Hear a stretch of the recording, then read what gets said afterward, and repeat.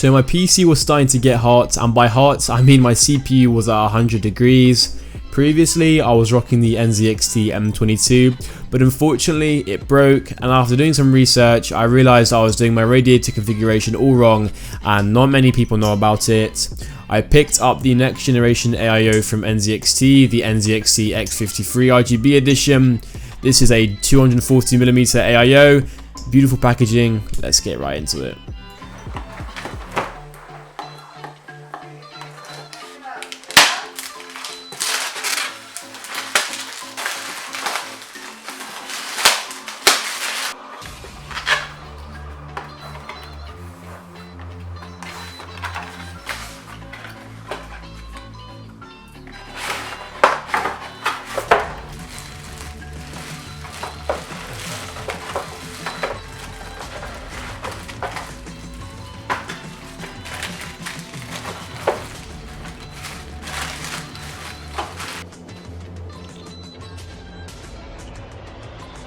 Alright, so one thing to note about the AER RGB2 fans is that you need the newest version of the NZXT fan controller to be able to use the RGB functionality.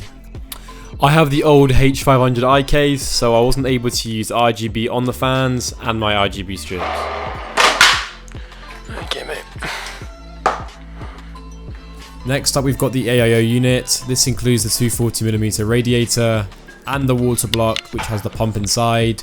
With my previous AIO, the pump was located inside the radiator. This time it's in the Waterblock.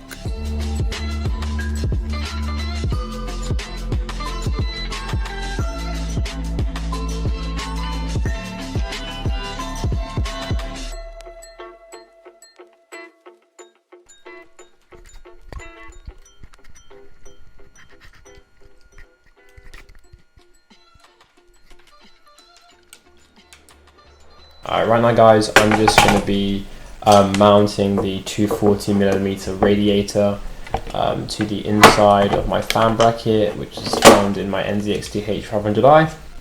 I'm going to be running a configuration where the tubes are at the bottom of the PC case, and the air is pulling air from the outside of the case, or the front of the case, and pushing it over back through inside the radiators.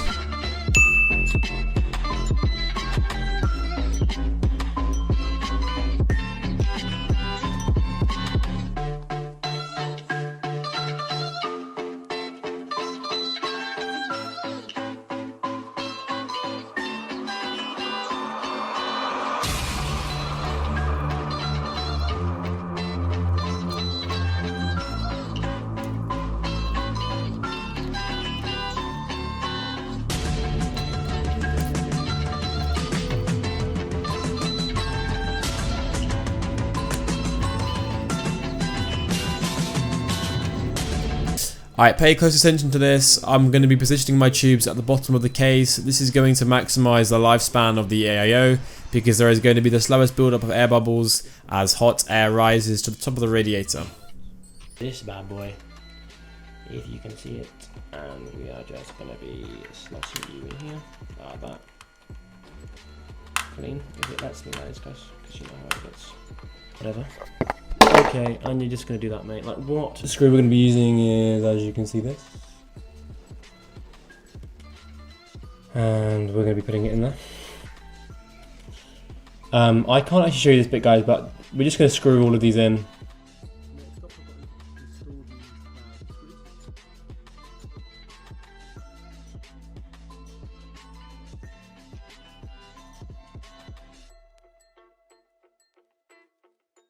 Alright, so on to the most tedious part of the whole process. We've got cables.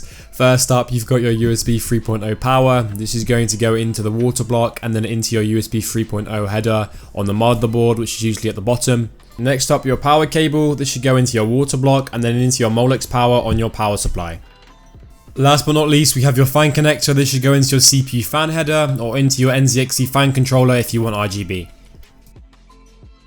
So the cable that I haven't used because my fan controller is out of date is this NZXT fan connector. This you will be using to daisy chain all your RGB fans together and connect them all into one RGB channel on the fan controller. Going to be leaving a link to that if you want a tutorial. Bear in mind, the RGB is only not going to be functional for the fans. The Waterblock is ready to be configured in CAM. Once you've downloaded NZXT CAM, you're going to be able to see your temperatures and change your RPM profile. You can also change your color profile, and my favorite has got to be Spectrum Wave, as it's the most iconic effect.